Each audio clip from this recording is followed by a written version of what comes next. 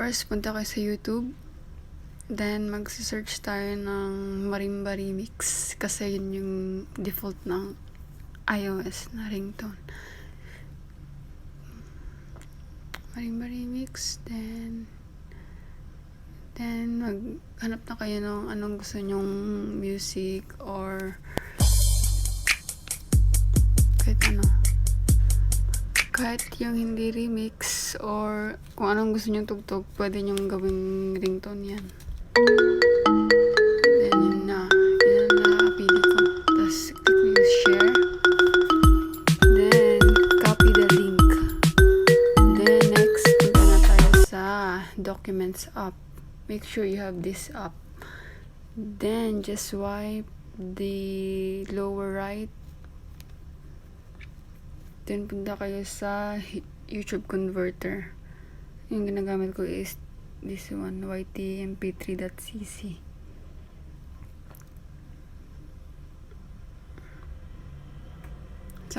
Mostly it happens. So, didelete lang natin yung sobrang eklaburn. Then, i-paste mo yung link na galing sa YouTube dito sa text box na yan. Then, press download.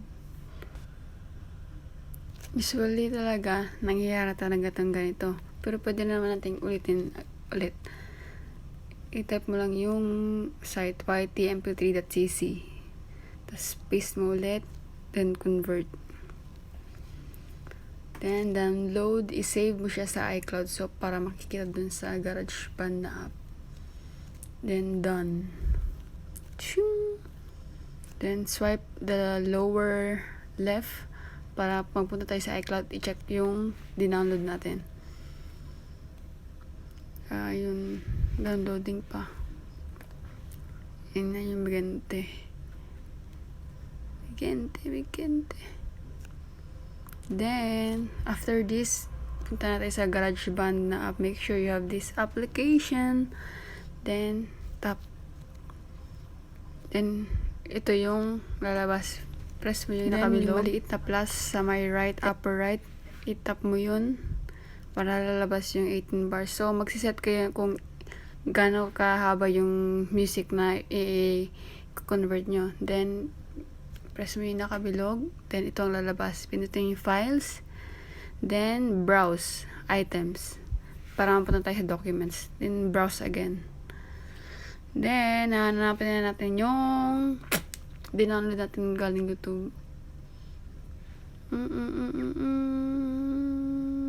Ito na yun. Yun na siya. Yan. Then, makikita na yan siya dito. Then, long press nyo lang, tas i-swipe nyo. Long press, then, swipe. Para mapatransfer dito. Then, hindi naman siya ganun kahaba. So, adjust natin. Pinutin natin yung plus ulit. Tapos, i-adjust natin ulit. Hanggang 13, 12, 13. Mas maba pa. 12 na lang. Yun na eh. Then, we're almost done. Yun na siya.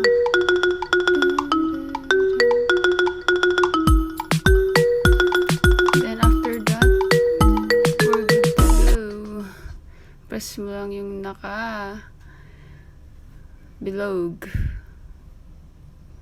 sa upper left. Then, ilang press mo yung file, i-rename mo kung anong gusto mong file name. Then, done.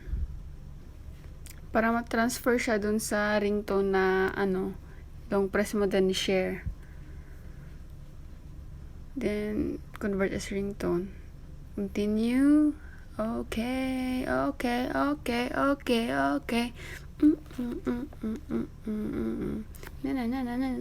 Exporting na. Then, punta natin siya sa settings. Tingnan natin kung makikita natin yung ginawa natin dito sa Garageband. Sounds, ringtone. Ito yung mga kinustomize ko na ringtone so far.